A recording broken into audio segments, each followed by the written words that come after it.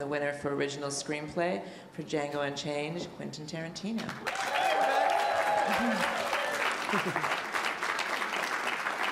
Okay, I'm going to try and call some numbers. We're going to start with 63 and go to 35. Cool. We're getting him a mic. Oh, thanks, Charlie. Hi, Mr. Tarantino. Over here. So, hi. Robin this side from the Sun Times, India. First of all, congratulations for your award. Thank you. Peace out situation over there. But do you really consider there is any bone in a human body? It's just flesh and blood. Say that one more time.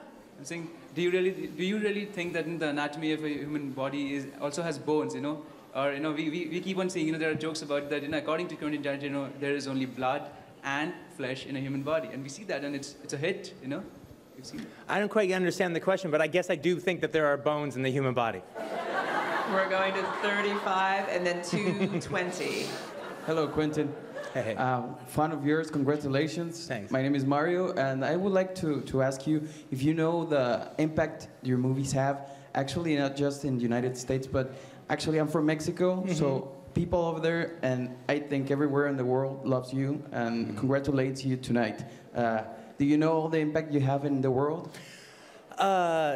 Yeah, I've actually always prided myself on being an international filmmaker. I mean, where I come, the way I look at it is, I'm not an American filmmaker. I'm an American, and I'm a filmmaker, but I make movies for the planet Earth. And I have since the very beginning with Reservoir Dogs. I went all around the planet Earth pretty much for a whole year, promoting it and doing all that, and I've been doing that ever since. And so to me, to me, America is just another market. I make my movies for Earth. We're going to 220 and then 117. Mr. Tarantino, hi. Oh, yeah, there you go. Congratulations. Thank you, sir. When you have spent months getting so much criticism for the words that you put down on paper, how rewarding is it to be recognized as the best person to put words onto paper? Well, I have to say, all that criticism that came out, it ended up being kind of a good thing, because one of the things that I wanted to do is I wanted to actually start a conversation about slavery, about America's role in it, and to actually take an audience member from the 21st century and stick them in the antebellum South and see what it would, and have a sense of what America was like back then. And so even the people that have criticized the movie, and a lot of people don't like it, and I can understand that, a lot of people do like it. And they've been kind of going back and forth. And that back and forth is really what I really wanted for the end of the day of this movie, and I hope that actually even continues for the next few years. We're going to 117 and then 99. Hi, over here. On your left. Sorry, hi. I'll thank you. 117, there you go. So your movie was such a success at the box office, as were a lot of the Best Picture nominees this year. Do you think that the financial success of these films is going to impact how studios think about making adult-oriented, serious-minded fare?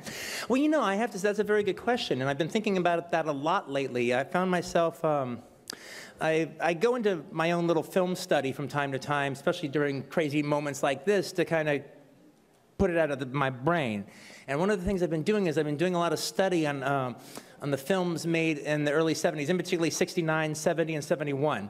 And that was the beginning, starting in 67, that was the beginning of what they called New Hollywood. And I have to say, I wasn't thinking about us. I was just doing that study for my own edification. And I looked at the 9 nominees, and I have to say, more than most other times you can think of, I actually recognized the spirit that was going on then with the 9 nominees now, and even backed by some commercial success in the case of some of them, where actually we were making adult movies about subjects that there's nothing about the subject at all in a lot of these movies that would suggest they would be commercial or be popular. And then they have been. And I actually think an adult audience is kind of rising up. I mean, the fact that we're actually not making every movie for teenagers is kind of a cool thing, especially now that I'm not a teenager anymore. We're going to 99 and then down here to 40.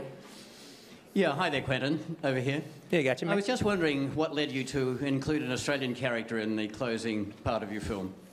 Yeah, well, the whole idea, though, was the fact that I cut it out, but the whole idea was the fact that they were kind of Australian indentured servants for the Quinticky Mining Company.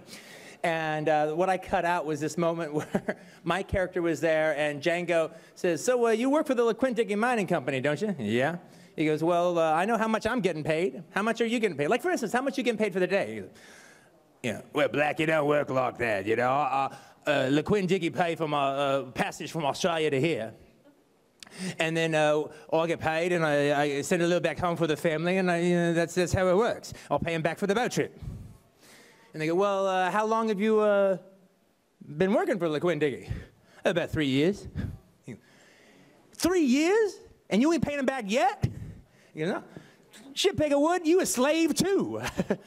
You just got bought for the price of a boat ride. At least they didn't charge us for the boat ride. That kind of explained it, but movie's fucking long, so I got rid of it. All right.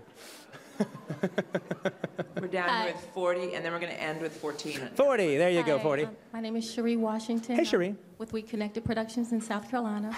And I know that you filmed in Louisiana, and with their talks of being possibly a sequel to Django Unchained, would you consider coming to South Carolina to film? Oh, wow. Yeah, South Carolina is a really, really lovely place. I have to say, Louisiana, particularly in this instance, helped us out because, it's supposed to take place in Mississippi, and Louisiana and Mississippi look a whole lot alike. And they actually had better, the plantations were actually kept in better shape in Louisiana than they were in Mississippi. So that's why we went down there and shot. I could very well consider it. I'd have to write the script, though. That's the trick. Once I write the script, then I know what I'm going to need, but I will always keep South Carolina in mind.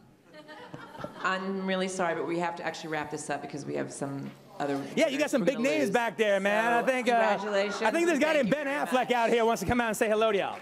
Thanks, Dave.